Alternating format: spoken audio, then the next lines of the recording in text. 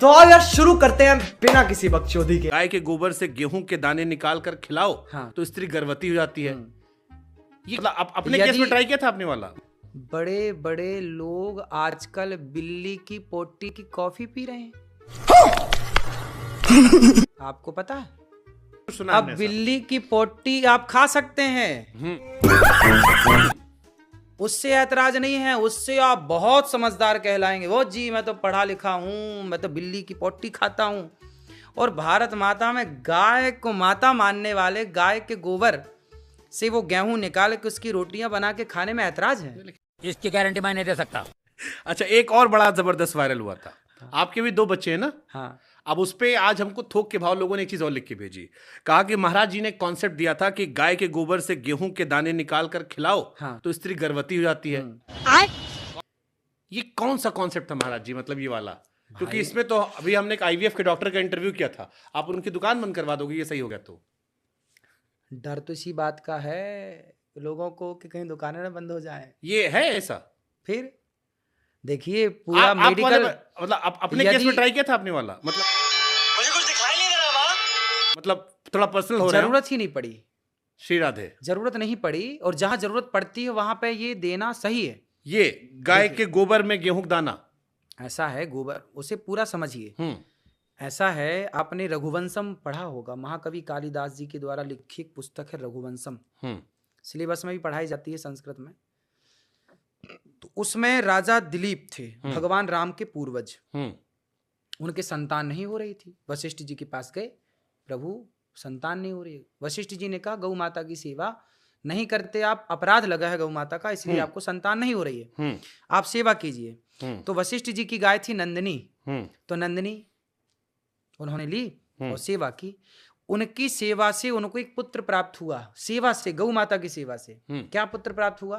जिनका नाम रखा रघु, जिनके नाम से रघुवंश पड़ा।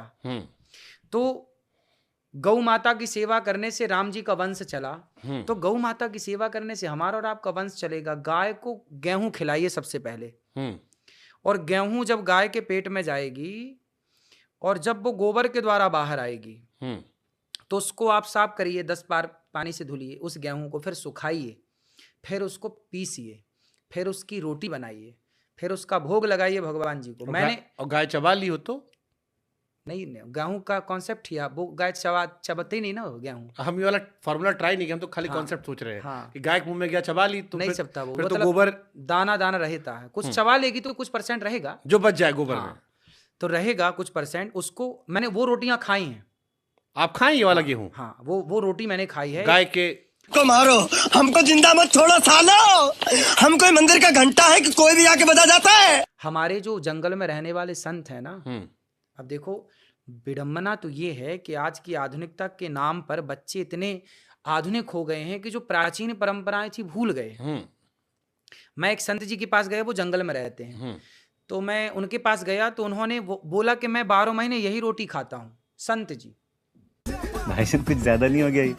मतलब गाय को पहले गेहूं खिलाए, फिर गाय ने गोबर किया, फिर गोबर में से गेहूं छांटे, उसे फिर उसको सुखाए, धुले, साफ करे कई बार, फिर उसको सुखाया, फिर गेहूं की बढ़िया रोटी बनाई, भोग लगाया भगवान जी को, पाओ।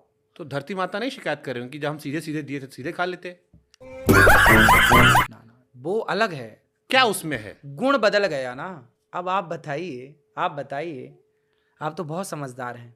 मतलब गाय का गोबर हम भी मानते हैं, हम उन लोगों में नहीं जो गाय गोबर दूरी बनाते हैं। हम भी उसको कंडा में देखे हैं, जलाने का काम आता है, घर में गौरी गणेश बनाने का काम आता है, लेकिन उससे खाना ये थोड़ा सा असहज करने वाला महाराज। अच्छा, बड़े बड़े लोग आजकल बिल्ली की पोटी की कॉफी पी रहे हैं, आपको पता है? सुना है? कुछ हमने ऐसा सुना है। हाँ, किसी अब बिल्ली का है, किसका है, कुछ सुना है। अब बिल्ली की पोटी आप खा सकते हैं, उससे ऐतराज नहीं है, उससे आप बहुत समझदार कहलाएंगे। वो जी मैं तो पढ़ा लिखा हूं, मैं तो बिल्ली की पोटी खाता हूं।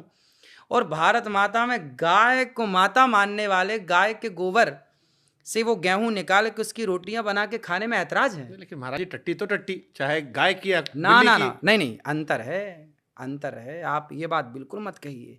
मतलब गाय खाने के पॉइंट ऑफ व्यू से आज तक का इतिहास है। गाय में मेरी बहुत आस्था है। मैं जाता हूँ, रोटी खिलाता हूँ, उसके पाँव पकड़ता हूँ, खिलाया हूँ बचपन में, उसका गौरी गणेश बनाया हूँ, सब किया हूँ मैं। लेकिन खाने में क्यों आपने पंचगव्य कभी नहीं पिया? नहीं पिया।